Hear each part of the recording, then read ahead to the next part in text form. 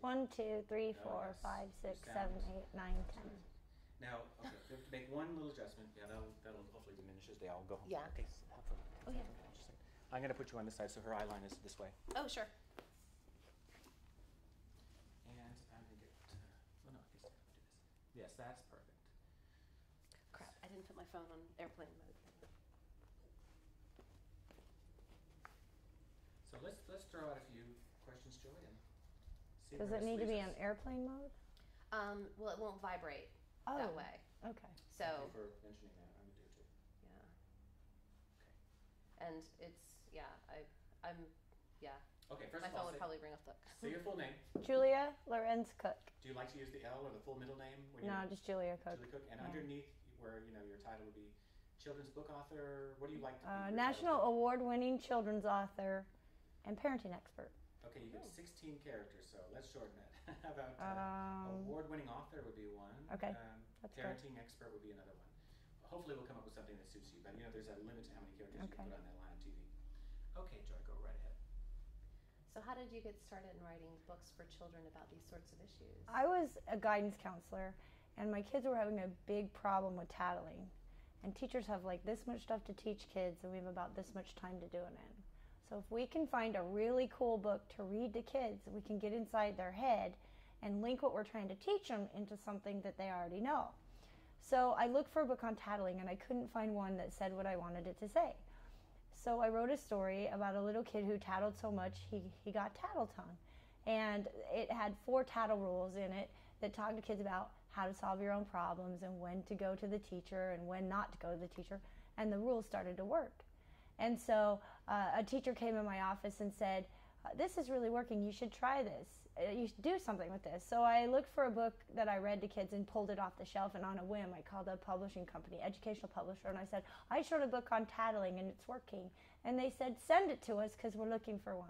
So I overnighted it on a Monday, and they called me on a Wednesday, and they said, we want to publish your book, do you have any more? And I said, well, when I was a little kid, I used to interrupt all the time.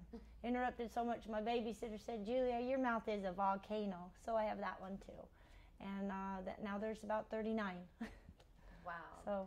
So those were how your first 2 came very naturally to you.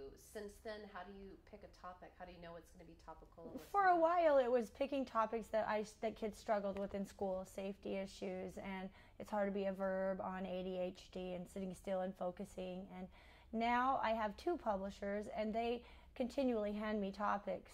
We need a book on cell phone abuse and etiquette. We need a book on teasing, the good teases and the bad teases. So they'll start they're out in the market and they know what teachers are asking for, and they will.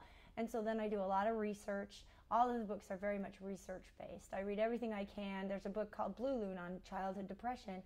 So I read everything I can on depression, and then everything that's pertinent research wise is woven into the story. So the purpose of the books is to teach kids to become lifelong problem solvers. And, if you model good problem-solving skills in a book and the child identifies with that character, then they, in turn, take those problem-solving skills. And as far as parents go, we don't have all the answers. Being a parent is the hardest job on the planet. But if you can write a book that has great parenting ideas in it, and you read that child the book, and you do what that parent does, it might work for you. So it's a great way to teach parents and kids and teachers, and it's just a fun venue. It's just linking what we want to teach them into something that they already know in a fun way. I mean, might as well enjoy it, That's an interesting point. It seems like in your books you have a unique sensibility as to how to reach those kids and how to speak to them. The books are all written in first person. Every kid you come into contact with has "What's in it for me" tattooed to their forehead, and you can't waste their time. Adults don't like their time to be wasted. And when you write a book, you're competing with video games and television and programming and all kinds of things. So don't do something that's going to waste their time. They have to identify with the book. They have to become part of the book. So if you write it in first person, they are that person. And then they can do what that person does and better become, what you want them to be. Nice. What do you feel like is your book that has caught on most with kids?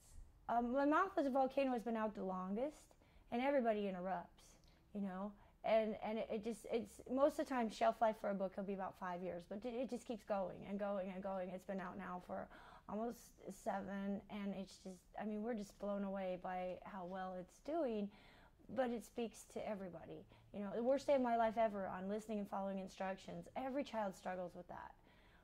We have a new one called Making Friends is an Art, on how to be a friend and how to make friends. If we could teach our kids to be like the brown colored pencil in the book, you know, our lives would be a lot easier, because just having one friend can make a huge difference. So I'm amazed. I never, ever, ever thought this would happen. I love what I do, and I love reaching out to kids and helping them, and helping parents too. It's fun.